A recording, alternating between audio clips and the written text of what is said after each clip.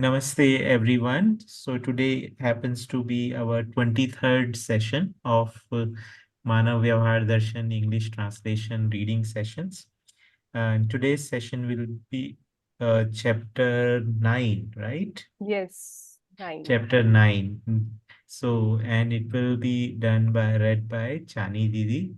Chani Didi, I have known for past 2 decades approximately. It Yes. sounds like doesn't sounds very long, but and I have actually known her in terms of her integrity, her hard work, and consistency, like perseverance with whatever that she has taken up.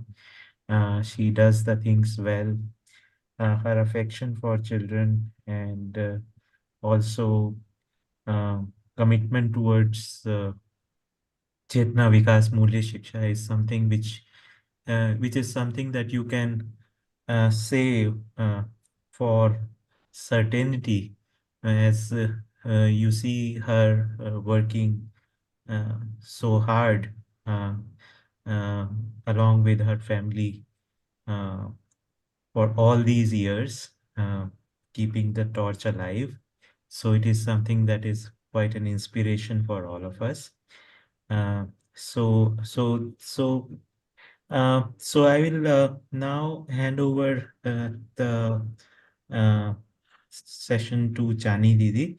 I would basically request Chani Didi to give a small introduction of herself. And she has also worked a great deal with English curriculum for the Abhibhavak Vidyalaya schools and a lot of content that she has developed and also written a lot of poems and stuff. So I also hope that if the time permits, if she could actually render some of her work here at the after today's session. So, so welcome, very warm welcome, Chani Didi. Thank you so much, Bhaiji, for your kind words. And it's like a mutual fan club. I am inspired by you. Yes. So, Namaste, everyone. I'm Chani from Raipur, and I'm assuming that all of you have read my introduction and already know that I've been involved in developing and delivering content based on Chetna Vikas Mulya Shiksha in elementary education in Achoti school as well as Raipur school. So this has been an adventurous journey by Babaji's grace. And today I'll be reading chapter 9 of Manav Vyavhar Darshan, that is Worldview, Perceivable Reality, Perspective. I offer my sincere gratitude to Shraddha Babaji and thank you Rakesh Bhaiji and the whole team for doing such a tedious yet essential task of translation. Thanks to all my brothers and sisters who shared their insights during their presentation, and especially the younger generation. All of you have such a good memory of Darshan's terminology, in English, I mean, and you explained the concept so well. So it's like by hearing you, my hemoglobin level was a bit high. Looking at the new generation doing so good. Okay.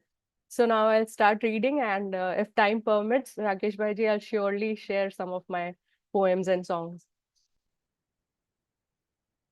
The perceiver, the perceivable reality, and the perspective are imperative for the formation of a worldview. Okay. So the perceiver is the person who perceives. The perceivable reality is everything that we are trying to observe and understand. That is, the sentient and insentient nature, or all four orders: the material order, the biological order, animal order, and knowledge order. And the perspective is the way of seeing and understanding things. We have also studied earlier that inhumane perspective is pleasant, unpleasant, healthy, unhealthy, and profit loss. The humane perspective is justice, injustice, dharma, adharma, and truth, untruth. So all three are required to form a worldview. The formation of a worldview with the perceivable reality occurs from the combination of the perceiver's potential and the refinement of perspective.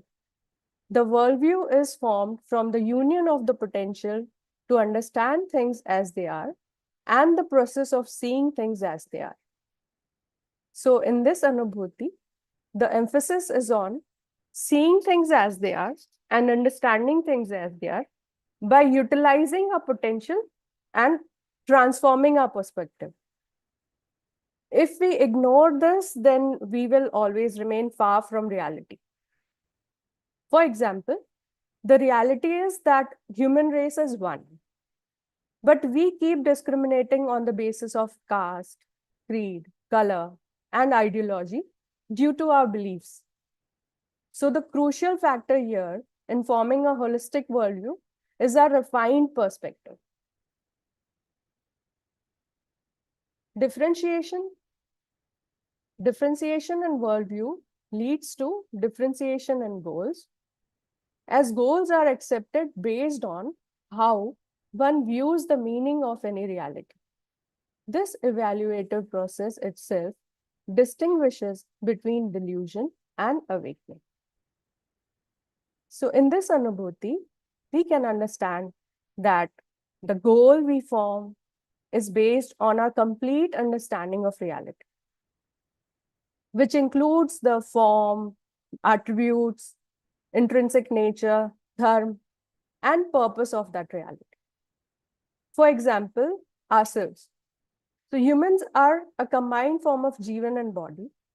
But in my view, if it is only body, then my goal will be to accumulate maximum facilities for all kinds of sensory pleasures, and I'll remain deluded.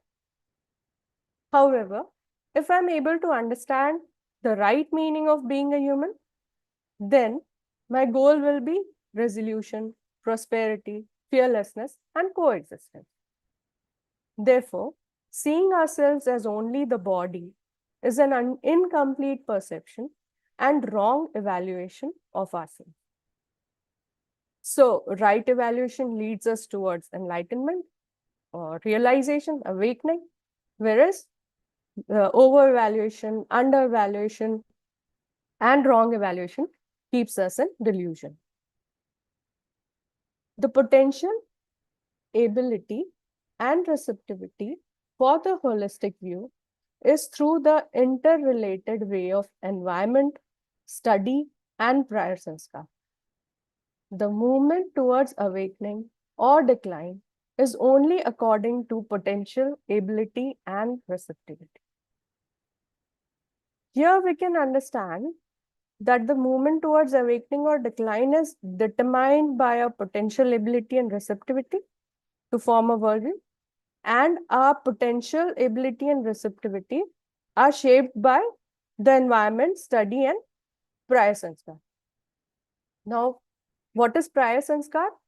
Prior sanskar is our current state of mind and beliefs. Whatever we have been analyzing until now and whatever we think is right in current state is our prior sanskar, which may or may not be aligned with awakening. Still, we think that, okay, I know everything. And earlier we have read that susanskar are the tendencies that are aligned with awakening, and kusanskar are tendencies which are which is like living with animal consciousness. So we can attain susanskar by studying and refining our thoughts, behavior, work, and move forward towards awakening. Or we can move towards decline by continuing to live with animal consciousness. The understanding gained through perspective is referred to as a worldview. So the worldview is our understanding gained through perspective, which is based on how we interpret the impressions and accept what we observe. Holistic view, darshan, the activity and process performed with perspectives of justice, dharma, and truth is referred to as holistic view. So we know that holistic view is not limited to pleasure, health, or profit. It requires a deeper understanding, that is of justice, of dharma and truth. And we can also understand that holistic view arises when our perception aligns perfectly with reality. When there is no gap in between, there is no gap between my understanding and reality. The environment is differentiated as natural or human-made. Yeah. Here there is a lot to think about the human-made environment. Human-made environment comprises of culture, civilization, legislation, and systems. Today, we often identify this culture and everything with, on the basis of sect and communities, which leads to conflict. Therefore, it is essential to evaluate whether culture, civilization, legislation, and systems are nurturing humanness or exploiting it.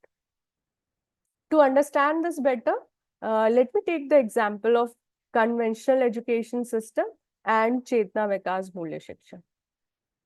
So, based on policy, one difference is that conventional education often resembles formal education, where the primary focus is on academics. And in Chetna Vikas Mulya Shiksha, the focus is on experimentation and practical application of education in our lives. This reminds me of what Babaji has written in Shiksha Niti, that शिक्षा में औपचारिकता गौण रहेगी, उसके स्थान पर प्रयोग एवं व्यवहारिकता प्रधान शिक्षा रहेगी. So that which we can actually practice in our work and behavior.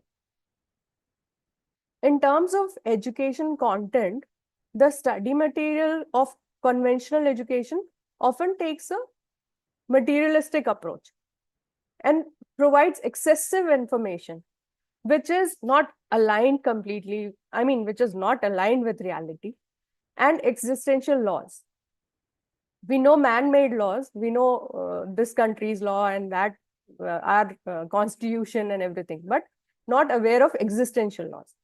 Whereas the content of Chetna Vikas Mulya Shiksha is aligned with reality, and the content covers all 4 dimensions of human living, that is realization, thought, behavior, and occupation. In terms of the school environment, and the conventional schools often create a highly competitive atmosphere with excessive academic pressure, peer pressure, which can be a hindrance in one's growth and development. Whereas in Chetna Vikas Mulya Shiksha, students are encouraged to practice right addressing, cooperation, obedience, regulation. All this is in primary education. In middle school, we encourage them to build their logical and reasoning skills to cultivate discipline. Finally, in high school, they have the space and opportunity to demonstrate their understanding through self-discipline in their daily lives. So first obedience, then along with emulation, then discipline, and then self-discipline. So Babaji has explained this mode of learning, which we are trying to experiment in our alternative schools.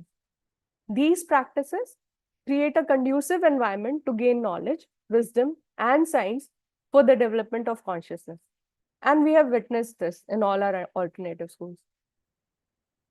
Then on the basis of festivals, celebrations and cultural programs in school, in our alternative school, we pay close attention to every single detail. Understanding the purpose of the occasion and making appropriate guest list, ensuring eco-friendly and reusable decoration, planning a regional and seasonal menu, then the media content. Media content includes poems, songs, plays, nritya, speeches, and everything is aligned with Chetna Vikas Mulya Shiksha, based on reality.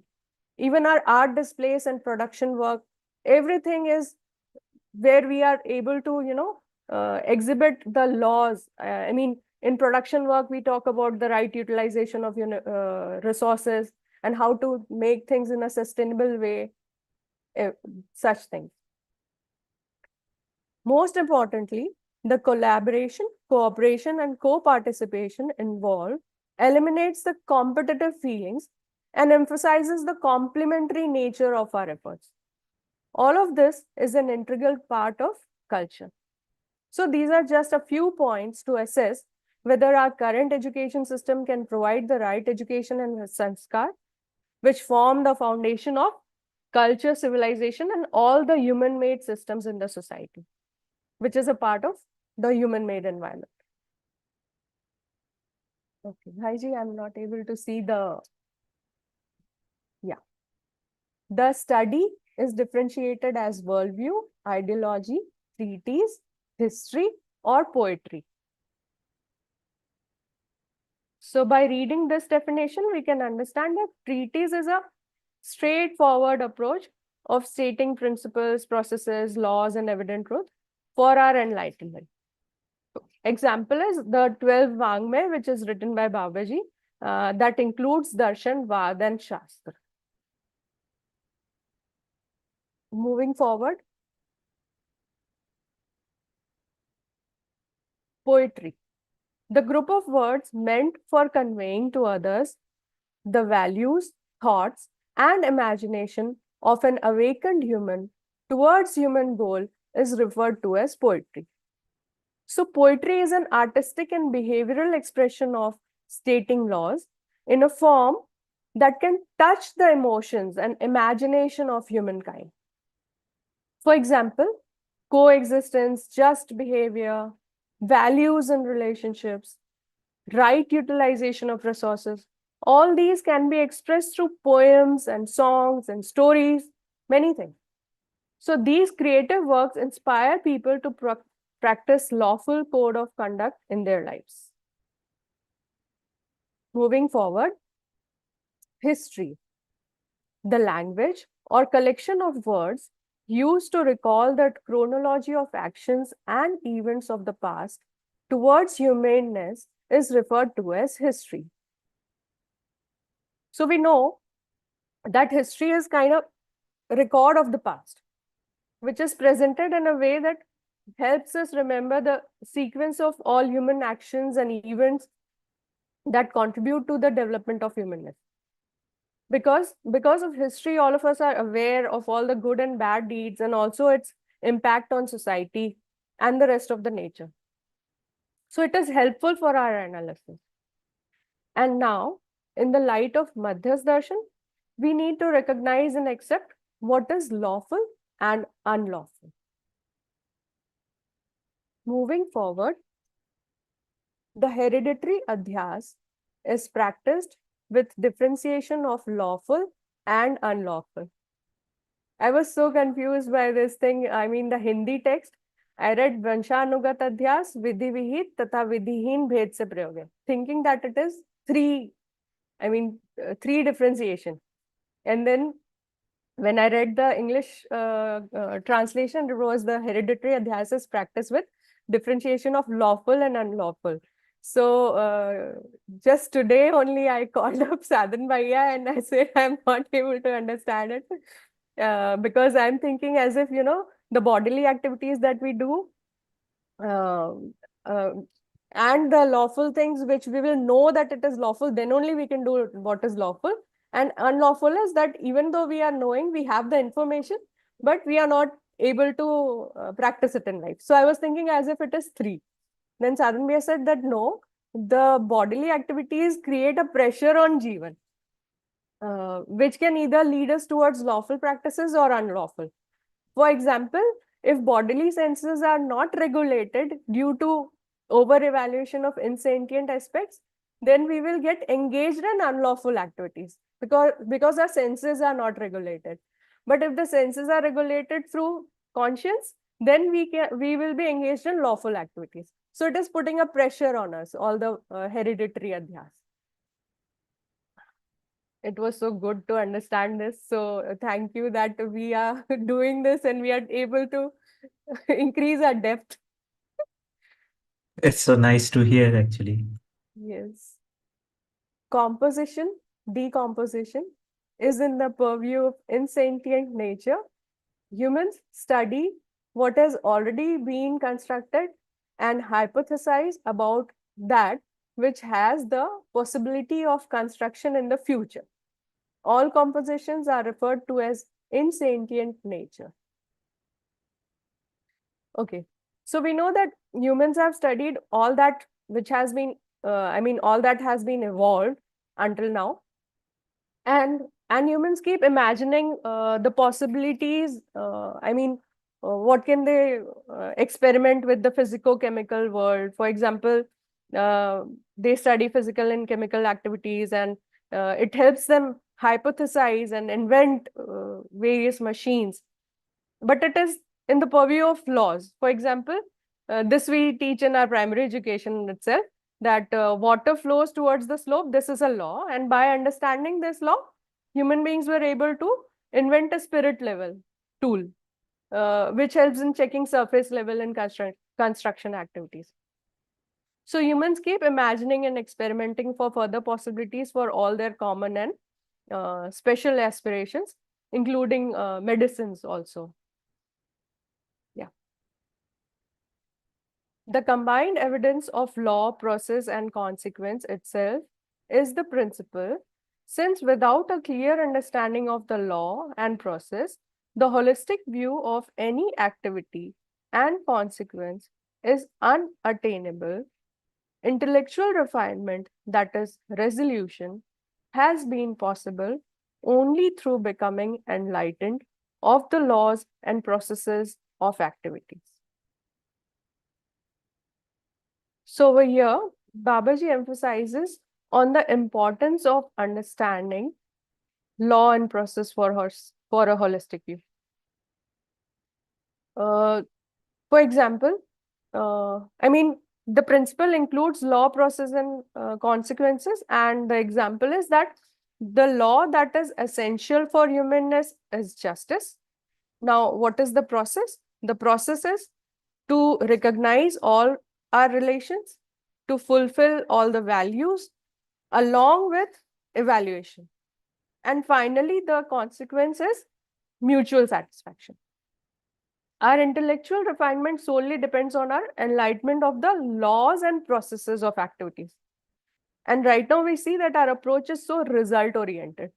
We want happiness, but we don't know what law we have to follow and what procedure we have to follow to achieve that. Geography. Geography is the study of the Earth's structure and mapping accomplished through surveys and inspections for the benefit of the humans and humanes. So study of geography helps us plan and organize various kinds of occupations to fulfill our common aspirations that are food, shelter, clothing, as well as for special aspirations that are transportation and telecommunication. So it is helpful to plan each and everything that we do, for example, agriculture and setting up an industry and doing all the tasks. We check the geographical location. Sanskrit Sanskar. The righteousness is in the purview of human consciousness, deific consciousness, and divine consciousness. The trust and righteousness is referred to as Sanskar, Sanskrit Sanskar. So this is self-explanatory, and the three levels of consciousness development are human consciousness, deific consciousness, and divine consciousness.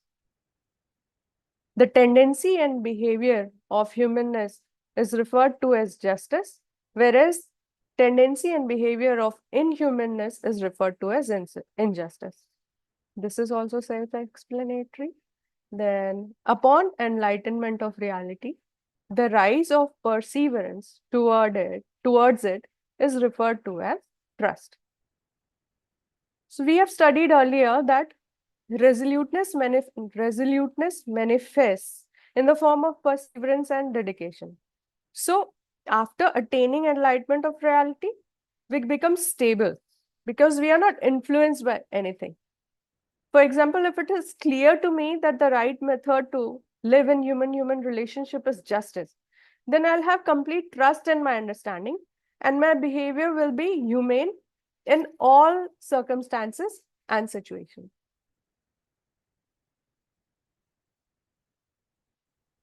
Moving forward, the acts carried out with justice are referred to as moral acts, whereas those done with injustice are referred to as immoral acts. This is also self-explanatory. The law that is necessary for humanness is justice, and it is only through justice that the growth and protection of humanness can be achieved. So we can understand that justice is crucial for protecting and nurturing humaneness. Moving forward, the regulation of human behavior takes place through justice, discipline and thoughts, takes place through dharma, and realization takes place only through truth. So the behavior is regulated through alignment with justice. Thoughts are disciplined through alignment with dharma, or the intellectual laws that are non-accumulation, affection, vidya, simplicity, and fearlessness.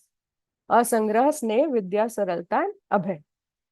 And the realization is based on truth, the path of which is gross to subtle, subtle to causal, and causal to supreme cause. Moving forward, regulation manifests only from the law. The goal worthy of acceptance itself is innateness, and that which is unchanging is the truth. We cannot regulate ourselves without following the laws. And these laws that the intellectual laws, the societal laws, the natural laws, are the basic laws for human being to understand and adhere to live a balanced life, in the absence of which we are totally ill-regulated. And innateness or dharna is that which is inseparable from the entity. So Babaji says that dharna is equal to dharma, and we know that manav dharma is happiness. Yeah. So moving forward, humans from birth itself have accepted happiness as a goal and a fact worthy of acceptance. So humans have accepted happiness as their goal, but the irony is that they are not aware that everlasting happiness can only be achieved through samadhan, intellectual resolution.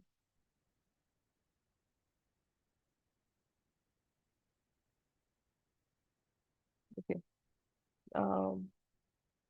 Moral acts and immoral acts can be differentiated as either gross or subtle. The development and awakening are outcomes of studying and experimenting with science and wisdom, while decline results from ignorance and lack of wisdom. So we know that gross refers to body and subtle refers to man, vritti, and chit. So we can understand that gross and subtle moral and immoral acts with some examples, like gross moral act can be to provide free books for education, providing clothes to the needy or food to the needy, and subtle moral act can be to provide Chetna Vikas Mulya Shiksha, technical education for resolution and prosperity. Gross immoral act can be stealing something from others, and subtle immoral act can be manipulation, such thing. And in the other part of Anubhuti, Babaji has mentioned about wisdom and science.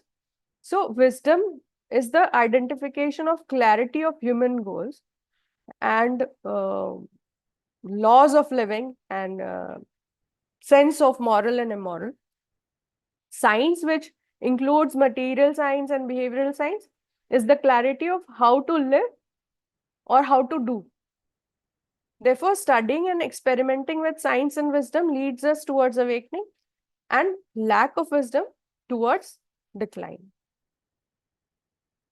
Moving forward, awakening and decline differentiate the visualizations of human. The hopes of mental well-being are differentiated as attachment or reality only, non-attachment. Here we can understand that the hopes of mental well-being are differentiated as attachment or non-attachment. Now, what is attachment? It is in the form of temptation of wealth or earth. This was mentioned in the old book that it is earth, kam, dharma, and moksha. So, attachment is in the form of temptation of wealth or earth. It is in the form of sensory desires or kam, and it is in the form of progeny desire, wealth desire, and reputation desire for orderliness or dharma.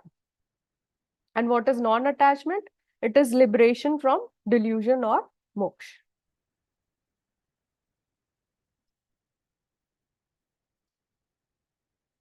Upon freedom from delusion, hopes align with participation in the universal system. Attraction manifests as the pursuit of wealth and righteous desires. The worldview is shaped by anticipation with relationships, and poetry serves as the dissemination of righteousness, which is accepted and followed. Actions, thoughts, and behaviors that lead to affliction are considered prohibited, while those that lead to happiness are deemed lawful.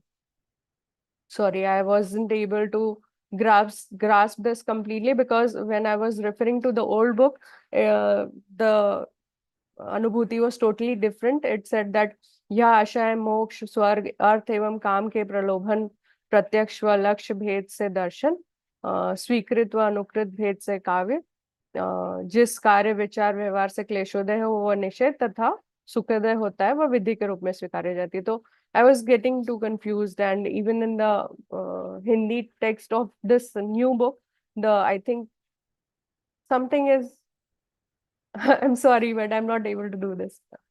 Maybe Rakesh Bhaiji can explain this anubhuti. Yeah, sure. So basically, what it says that upon freedom from delusion, Yeah. our hopes align with participation in the universal system. That means the activity of man basically gets engaged with participation in the universal system. Attraction manifests in the pursuit of wealth and righteous desires. So basically, humans have attractions. Our attraction would be in terms of pursuit of wealth and the righteous desire. Righteous desire is the ashnas. Yeah. The worldview is shaped by anticipation with relationships, within relationships, and poetry serves as a dissemination of righteousness, which is accepted and followed.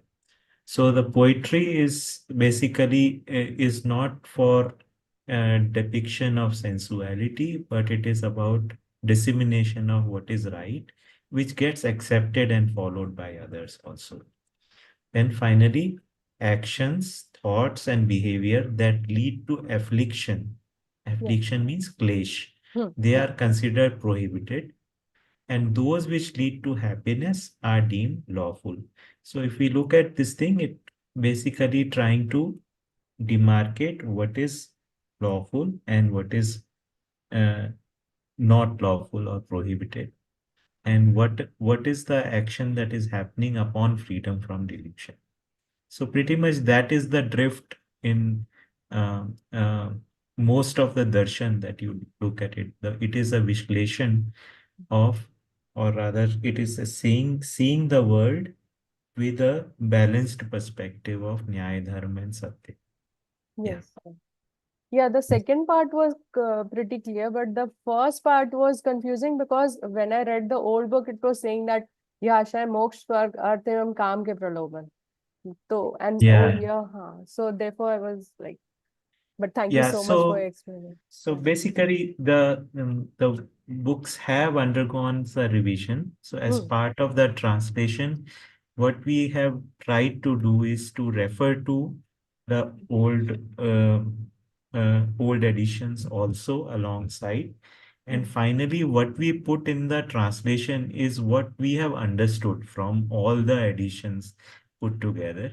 So it Yeah. is not necessarily a literal translation of what is written in the latest edition, because sometimes it is possible that out of the printing or something, some error might have happened. So now, but when I was talking to the publication team, their stand is that now making a changes in the Hindi edition would not be appropriate. So, so the only thing that we can do is to freeze it as it is. Yeah. While in the English thing, we still have the possibility to actually say that this is what we understood from it. Yeah. Yeah.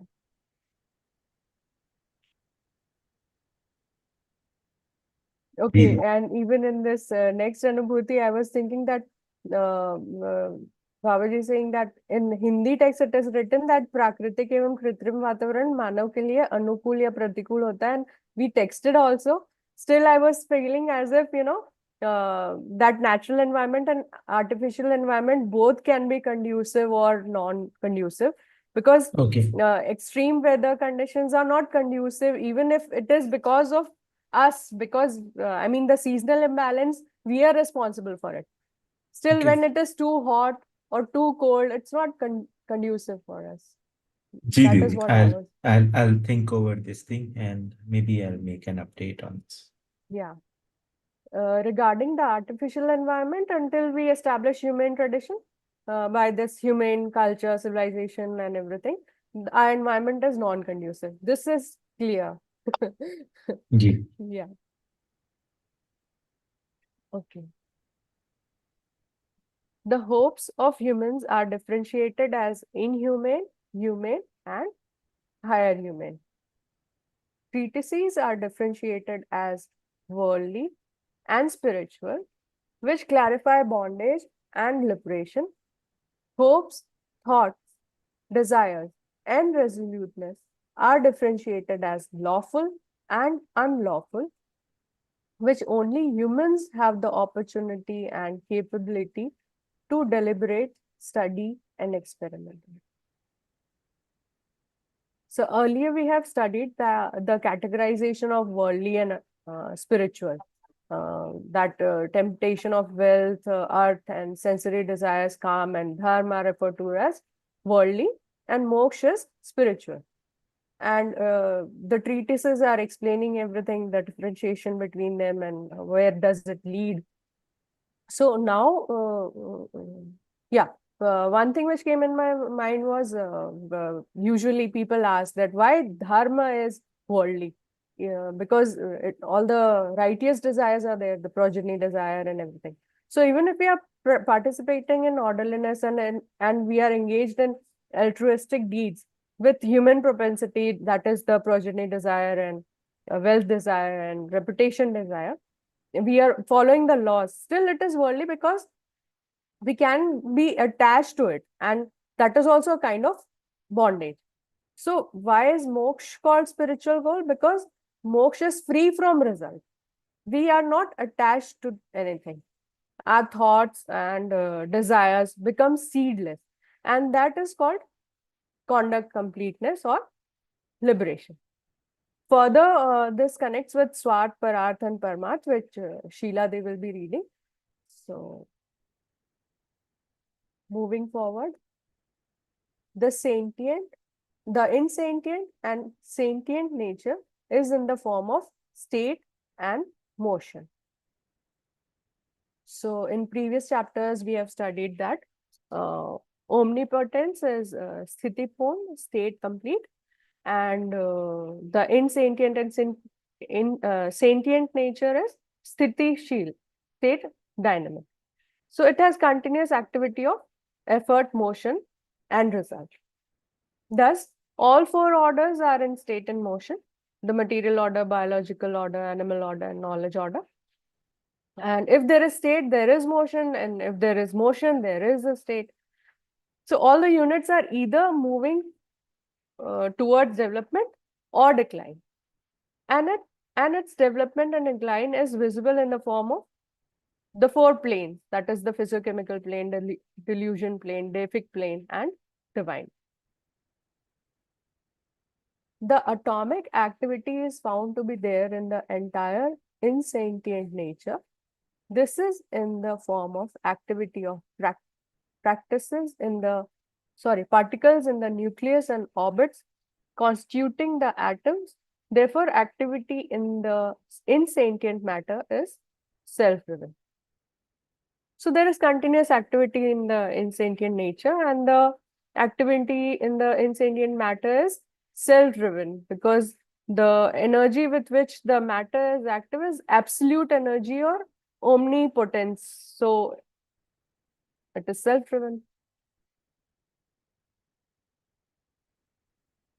When an atom becomes sentient upon development, it immediately acquires the hope of living in the form of bondage. This is evident by the fact that every animal wants to live.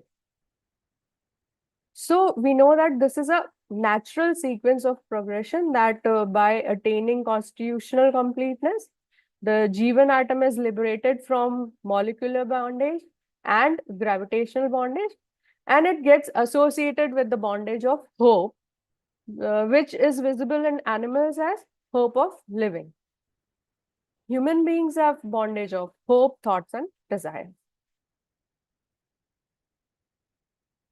Humans use thought, desire, ego, or resolve through vritti, chit, and buddhi because they possess intelligence and thinking abilities. The bondage of vritti is the bondage of thoughts, which is from believing in superiority of one's own thoughts. This gives rise to inhumane thoughts, since humans have imagination.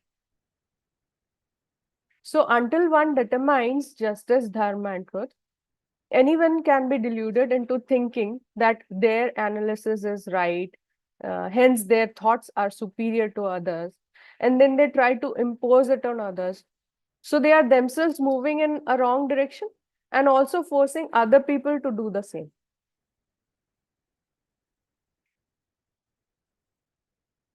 Moving forward, liberation from the bondage of hope and the bondage of thought happens through just thoughts. So once we understand and accept what is lawful, then through our just thoughts, we can liberate ourselves from bondage of hope.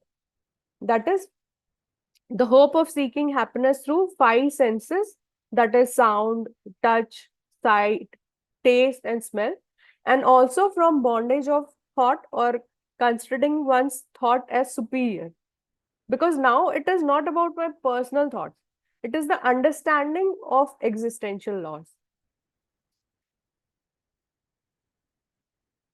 Moving forward, the bondage of chitta is the bondage of desire, which arises from believing in superiority of one's own visualizations, believing one's visualizations to be contemplation due to delusion.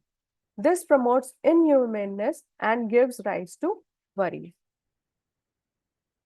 Here, what I was thinking is every deluded human being, desires to build one's own empire, which is like a paradise according to their incomplete visualization, and which they consider as contemplation, for which they can exploit all the three, or all the four orders actually. And as a result of bondage of desire, we can see that the whole planet is endangered. Babaji used to say that धरती को 2.5 degree बुखार है, अब तो और ज्यादा हो गया होगा.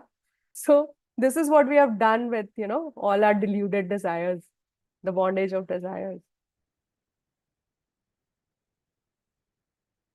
The contemplation of dharma or its visualization leads to liberation from the bondage of desire. So Babaji has said in a very simple way that नियम का पालन ही धर्म है और नियम का उल्लंघन ही अधर्म. which means adhering to laws is dharma and disregarding the laws is adharma. So if intellectual laws, societal laws, and natural laws are in our visualization, then we can liberate ourselves from bondage of desire. Moving forward.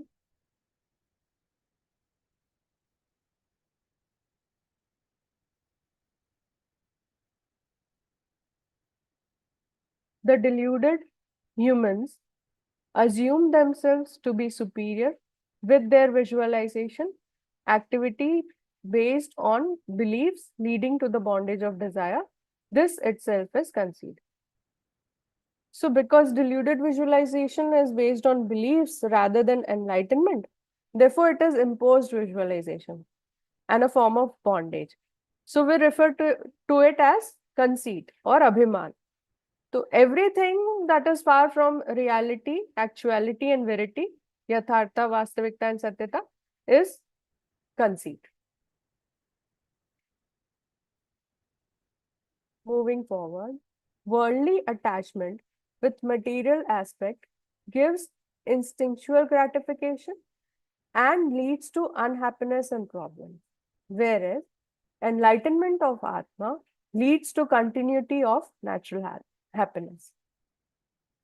So the happiness that we try to achieve through material aspects does not last forever, and we keep getting irritated and frustrated. Enlightenment of Atma completes our understanding, and we don't have anything to worry because we have the resolution for everything. Thus, we can naturally be happy. Since the material world has changing nature, happiness from it is also momentary. Therefore, attachment to the material world is the cause of bondage. For example, the body is aging and our likes and dislikes keep changing, and the happiness that we get from material aspects keeps changing due to various factors. Because the material aspect itself keeps changing. So therefore, we cannot expect perpetual happiness through it. Self-Jivan is immortal and unchanging. Therefore, the happiness from enlightenment of Atma is perpetual. Enlightenment of Atma means enlightenment of realization. Moving forward, therefore, it is established that seeking happiness in something that lacks the continuity of happiness itself is bondage, whereas realizing that which has happiness as its inherent nature itself is moksha. So trying to seek happiness from something which itself lacks continuity is bondage. And realizing truth, which liberates us from the delusion of seeking everlasting happiness from sensory pleasures and desires that won't last forever, is moksha. I think here we can understand some definitions of moksha. The first one is moksha is Brahmukti, which is simple, that liberation from delusion. Second one is mal avran vikshepo se mukti barabar moksha. So what is mal? Mal is the consequences of wrongfully owned wealth, adultery, and inflicting pain on others. So that is mal. What is avran? Avran is the consequences of being wrapped up in four instincts. Like we are trapped in it, we are wrapped in it. So the eating, sleeping, defending, mating, we are the consequences of being trapped in it. Avran means kind of wrapping. Vikshape is the consequences of getting attached to the desire tribe. Progeny desire, wealth desire, and reputation desire. So when we are free of mal, avran and vikshep, then it is called moksha. So if we are free from delusion, then we do not get indulged into anything that can become the cause of our bondage. So these were the four instincts and desire trio. Apart from that, the bondage of chit and vichar also, man, vritti, chit. Actions being continuously engaged for deluded desires, and deluded desires being continuously engaged for actions have no point of fulfillment. This combined form of desire and activity is referred to as world. So this is like a vicious cycle in which we are engaged continuously. We do something to fulfill our deluded desires, and then we desire to do something. So we are not able to come out of this. We are stuck in a loop. Moving forward, that which cannot be fulfilled and is inherently incomplete, and the stubborn desires to fulfill it and find completeness in it are called mirage and delusion, which is bondage. See, so we know that mirage is the false appearance of water in the desert, but we still believe that there is water, there is water. In the same way, in a deluded state, we keep seeking happiness through these five senses and four instincts, and we stubbornly believe that worldly attachments can give us continuous happiness. This mirage or delusion can only be dispelled through the holistic view of coexistence. This is the last Anubhuti that I'm reading. So by knowledge of Jivan and coexistence, and by knowledge of holistic view of existence in the form of coexistence, will be free of all kinds of delusions and will become capable of living with humane conduct to form humane tradition as law, regulation, balance, justice, dharma, and ultimate truth. All these are evident in coexistence only. Thank you, Bhaiji. I think now. Thank you, Chani Didi. You really made the things alive. And actually, the translation is just text. It's only when the people who have the understanding read it that actually makes it alive.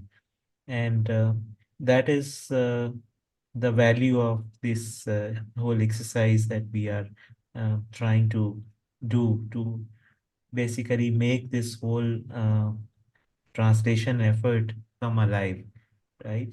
Yeah. So I got a few very interesting points also as part of your reading, which I am taking the note for.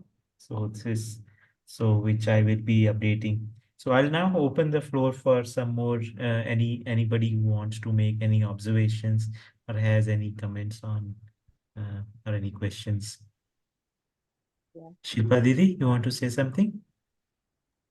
Yeah, so thank you, Chani Didi. Like, this is the first time I'm seeing you and hearing you.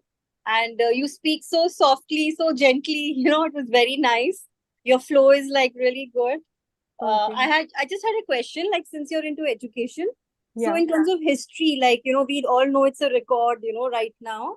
So Yeah. how is it implemented differently, like in Chetna, Vikas, Mulya Shiksha, or, conscious education? So how do you do history with children? I'm just curious. Okay.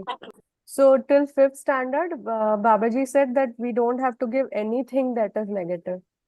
मतलब सब कुछ सीधा सीधा ही पढ़ाओ. So we didn't give anything about the wars or anything. I mean, we only told them things that are inspirational for human beings. So he said not just history, I mean the whole content till fifth standard. He just asked us that to give everything from this single book, Chetna Vikas Mulya Shiksha, whether it is English language or Hindi language or even the concepts of mathematics. He has said that Vyavastha, mathematics is only for Vyavastha. So, and science, social science, that the whole content of Chetna Vikas Mulya Shiksha book is divided into 4 units and everything is covered. Like when even the history is a part of SST, and the till fifth we are only talking about humane mentality and things which are good in history, which helped us understand things. And after that, he said, can you give an example of that, like till fifth class? Like, what is it like? have you seen the book, Chetna Vikas? No, I've not seen it actually. Okay, I'll share it with you. And there is a whole chapter on history. Okay. Yeah. And so I'm just saying that from sixth onwards, we are teaching what has been taught in the conventional schools. But what is happening that because till fifth standard, you were only talking about the human goal and all the four orders and undivided human society and universal orderliness, Sarbhaum Vyavastha. So they have this foundation on the basis of which, with this perspective of, I mean, in the light of truth, you can understand this the other things are not right or immoral. So this thing has been established in primary education, and then when they read the history books from NCERT sixth onwards, they know that it is not the way I said, that away from this, far from reality, actuality, and verity. So they already have this sense. So everything, the content which we are giving in CVMS book, I think you should go through it. And once you'll see the books and read the chapters, then I can share more that what are we conveying through it? How do we relate it with their lives? How do we talk about what is the usefulness of history in human beings' life? Okay, actually, I'd seen the books like a few years back. Mm-hmm. So I understand like the orders and all that, but history, I was just curious to know like Yeah, how is it it is being it is taught? being covered in the fourth unit, that is universal Okay, orderliness, the Sarbhaum okay, Vyavastha. okay, And there is history of travel also, there is history of many things, but it is again in the same direction, that it is to fulfill our goal. So okay, everything which is given in the book is to align with human goal and not okay, something imaginary and illusionary. okay. So I think I will need to read it to understand. Yeah, Yeah. because when we talk about human goal, we are talking about fearlessness. So whatever has happened in past, was it leading towards fearlessness, or towards more conflict and wars and everything? This sense Okay. has to be there. Okay, thank you. Hmm. And Rakesh Bhaiya, I had a question. Like you were mentioning the, this thing Sanskarans, like the different times. So I was seeing in my book, like it is, 72, 78, 2001, 2004, 2011, 2015. So was this all done under Babaji, or like how are they being revised? Like even Didi mentioned the old textbook, new textbook. So I was curious to know like the Hindi part, how was it changed? So we need to basically somewhere accept that the whole thing has been done by Babaji under his guidance only, including till the right very end, that everything basically happens, and all the chain of the activities that happen, that he gives the dictation and after that it gets printed, and that, so all the things is happening, there is no mischief or malintent, right? So none of that is there. It is the everything is happening as it was intended, and Babaji is taking the ownership for that. Still, we see that he has exercised the choice to change the narrative or to change the language or to change the words, right? Because he was actually experimenting with how his message is getting received, right? And based on that, if the people were not actually understanding it the way that he had intended, then in that case, he had basically changed the uh, language, or if there is a misprint is there, then he would proofread it and correct it.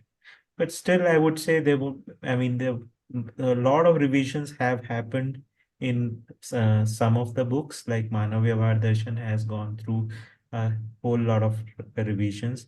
While there are some books which have not gone through as much of revision as Manav Vyavhar Darshan.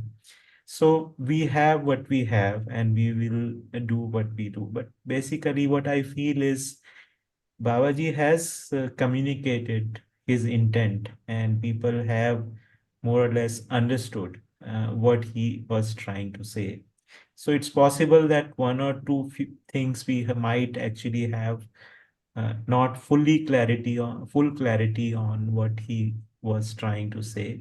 But when you look at it from all the angles, then you say that, okay, overall, in terms of the information and logic, we have the general idea, or rather, very specific idea of what he is trying to say. Bringing that into our life, practicing it, and realizing it is the next thing.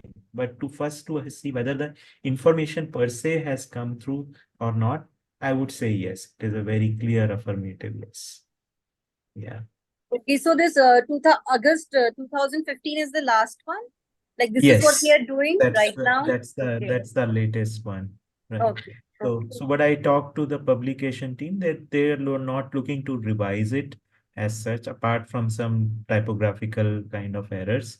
They are not going to revise any more editions for that, right? Which actually makes sense, because typically after once the author is not there, then you any change in the book that is done would get amount to doing tempering, right? So that is not what is the intention. But while doing the English translation, what we are trying to do, it's a semantic translation that we are doing. So we actually, while trying to understand any text, we look at the previous editions also, if it helps in giving us better clarity in the thing. And finally, in the translation, we put what we have overall understood. And then we take the ownership for that translation. Like whatever is written in the English translation, I'm taking the ownership of that. In case there is incorrectness, then I take the responsibility for correcting it. So finally, the um, ownership of the book needs to be there with somebody, right? Otherwise, would be like it's a written text is without having the ownership is uh, does not make any sense, right? So ऐसा कुछ है. Okay. Thank you, Didi. Thank you, Bhaiya. Thank you, ji Didi, ji. for your kind words. Sheila Didi, you want to say something? Yeah. First of all, Chani, excellent job. Thank you, Sheila Didi. Thank you so much. Okay. My questions are basically with Rakesh Bhaiya only, actually, ji ji. pertaining to the translation only, the language part. So the Anubhuti that says treatises are differentiated as worldly and spiritual. Just Mhm. after the two points down from environment is natural or human made. That Yeah, so basically, if you look at treatise or the Shastra, right? huh, So Shastra is either, so there can be Ayurveda Shastra, like which are worldly, and there can be Shastra like which of the nature of Manovigyan Shastra, right? right. So the Shastra typically gives are the instructive in nature. They give you something specific that what can be done. So that's it is trying. So in this analysis, what I understood from it, there are two kinds of treatise. One is that which are to do with the functional worldly knowledge of things. And the second is the one which are to do with the spiritual understanding or gyan. So, Bhaiya, in the second sentence, it says hopes, thoughts, desires, and resoluteness are differentiated as lawful and unlawful, which only humans have the opportunity and capability to deliberate, study, and experiment with. So, and in Hindi, it says अवकाश एवं अवसर केवल मानव में हाँ, है ना? अवकाश अवकाश का मतलब स्कोप है ना, हाँ, मतलब दे okay. yeah, that is, so only they have the possibility of हाँ, so I feel scope is still a better word than capability, I think. yeah, maybe yeah, I'll have a Because look at. you're already using capability for yogita, I think. Yes, capability I have used it, ability I have used for Yogita, capability, potential and capability I have used it for Kshamta. Right. Because the meaning of shamta is varies from context to context. Right, that's the reason. Yeah. Right. Then I'm taking points only language wale bhaiya, only the translation part. Ji. The next anubhuti is the insentient and sentient nature is in the form of state and motion. हाँ, तो स्थिति और गति के रूप में है हाँ, जो बट भी उसमें एक मात्र वर्ड भी है, वो भी अगर डाल दे तो yeah, may only maybe or something like हाँ, that, only right? in the form of Right, right, right. something I'll like have a look at that. yeah. Then the next one, the atomic activity is found to be there in the entire and sentient nature. Yeah. So because I feel that the context, the flow that is happening is in the from above is saying that humans are capable of all this, and the physical, the insentient nature is only doing the activities. Mm-hmm. So in the entire insentient nature, atoms are found to be continuously active, will put the emphasis on the fact that the subject is the insentient nature. I make you an offer to join the team. Please come back.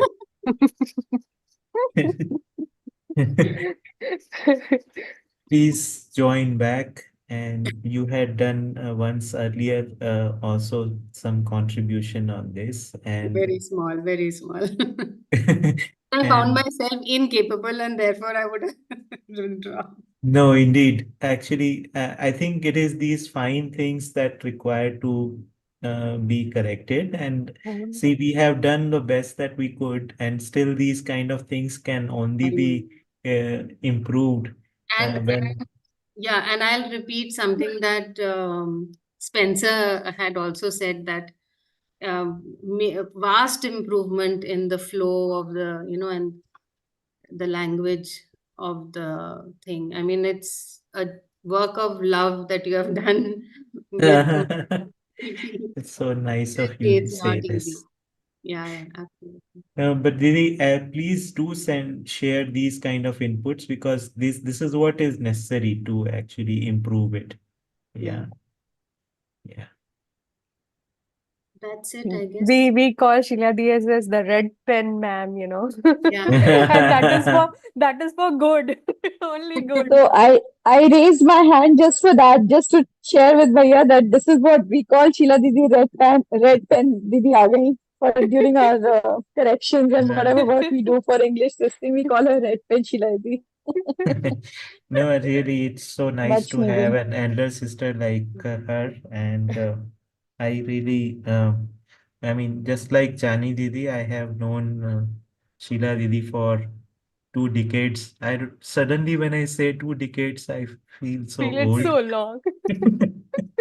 But it is so, yeah. So in fact, that reminds me, and I want to mention that Sheila Didi will be continuing uh, this chapter in the next session. So That's that's going. also why I have been going into it in more detail, because ये सब मैं पढ़ चुकी हूँ. I've tried to figure it out, wrap my head around the chapter. So I can understand what you have been doing for 18 chapters and multiple rounds of it. Hats off. Hats off. Really hats off. Thank you, Didi. Thank you, Didi. So, if there are any other question or any observation anyone wants No, to make? no, that was it. Good. So wonderful session, Chani Didi. It was you had very well done, and one of the thing that basically this reading exercise is you are it's a big validation for me, right? And all the translation team members, because when you actually are reading it, in some ways you are giving your acceptance that yes, it is correct and it conveys the intent that what Babaji has said, right? True. So, which actually is a lot of validation for us.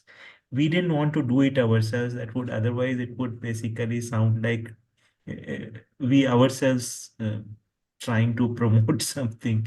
But when someone, a friends of ours are reading it, that actually is lot more validating, True. right? And basically one other thing that we basically are seeing, that all the people who are reading it Mm. are coming with their understanding, right? They have spent years and with this darshan, and it's not that they are reading this darshan for the first time in this Yeah. book, so Yeah. they already have the understanding of it. So in some ways they are actually critically examining what has been done, so those inputs are also coming in some so all those things are very valuable. And finally it is like an open source work that we are uh, doing it collectively to make this darshan available for the English speaking world, right? Hmm. So thank you once again. Yeah. And so Didi, we want to actually hear from you anything that you would like to share on those poems, because we still have a little bit of time. Sure, sure, sure. Let us pray our gratitude to all the divine souls. So I'll first thing that I'll share is sing for you guys is the gratitude for divine souls, and then one song for the primary school which is gratitude towards parents and teachers, and one which is for middle school, and that is because I wanted them to learn all the Sthapit Mule and Shisht Mule in English. So uh, let me just try to. Okay. So this gratitude to divine souls is only, I mean, inspired by the chapter Gratitude, Manav Vyavhar Darshan. Invocation to them, invocation to them with gratitude, who are guides of the righteous path, who are guides of the righteous path. Together we bow to them, together we bow to them. Admiration for them, admiration for them, with deep regards, who are kind, gracious, and compassionate, who are kind, gracious, and compassionate. Together we bow to them, together we bow to them. Salutation to them, salutation to them, with high esteem, who are engaged in universal goodness, who are engaged in universal goodness. Together we bow to them, together we bow to them. Veneration for them, veneration for them, with dignity, who educate and inspire humankind, who educate and inspire humankind. Together we bow to them, together we bow to them. Devotion to them, devotion to them, with reverence, who help in development of consciousness, who help in development of consciousness. Together we bow to them, together we bow to them. Wonderful. Mm. Yeah. The next one is for primary school students, gratitude towards parents and teachers. They are the ones who help me grow and develop. They are the ones who help me learn and understand. They are the ones who help me grow and develop. They are the ones who help me learn and understand. They are with me for every thought I need to share. They are with me for every value I need to care.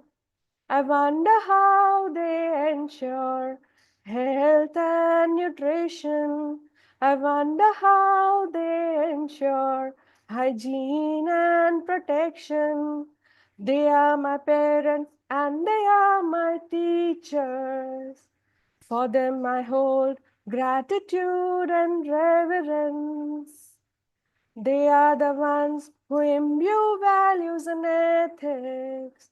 They are the ones who imbue rightful behavior. They guide to fulfill every work and duty.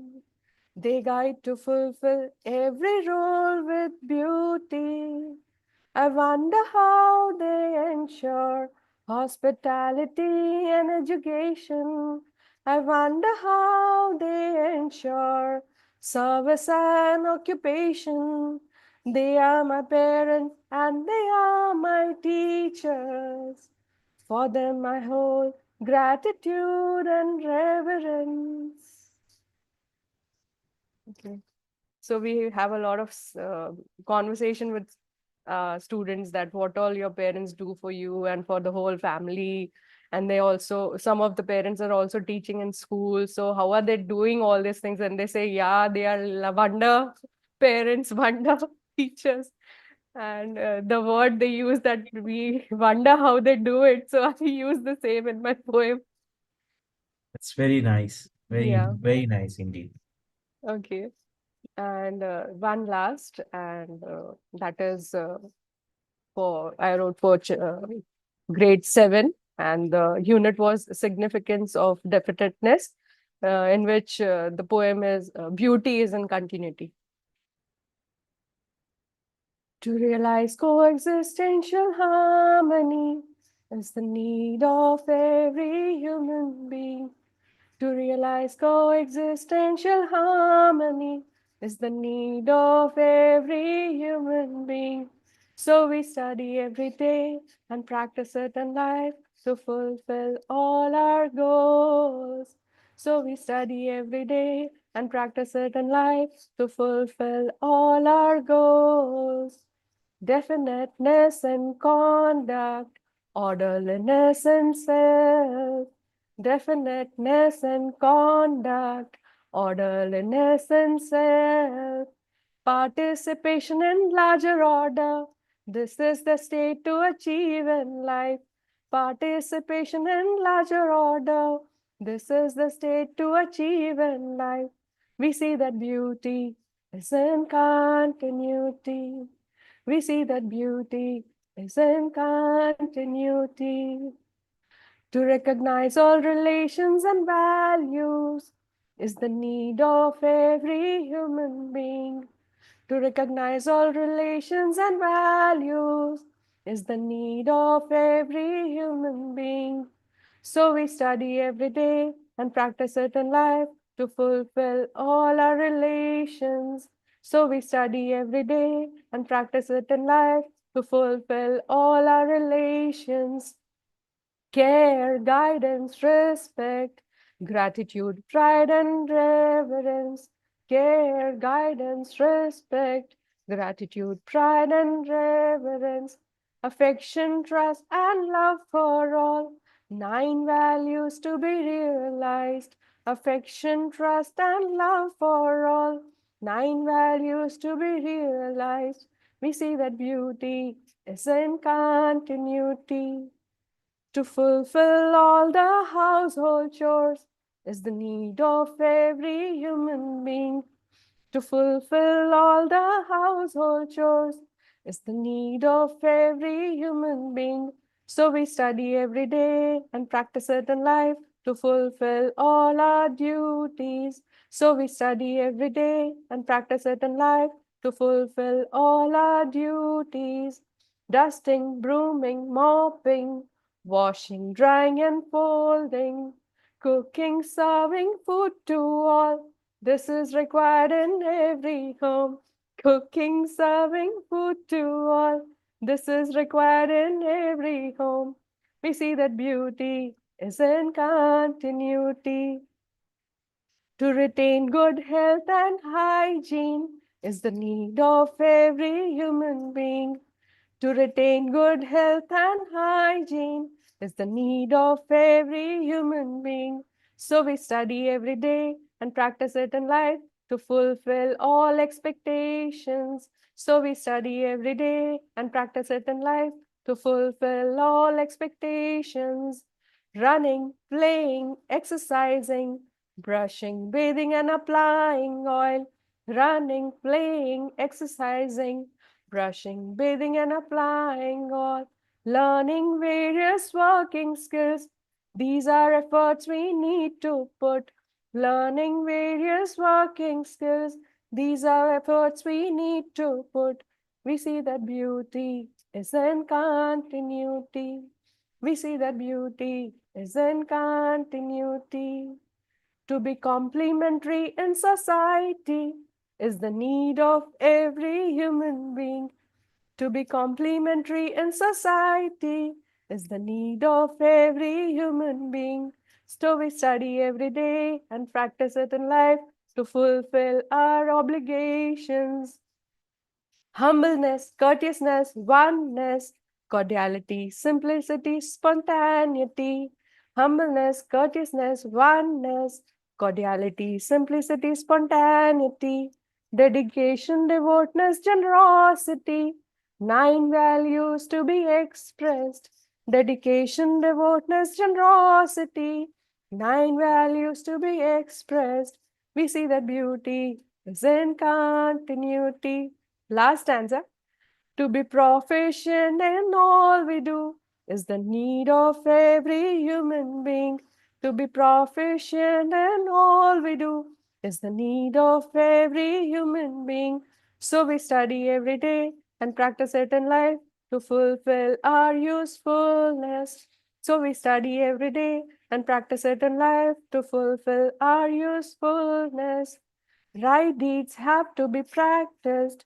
Behavior has to be practiced.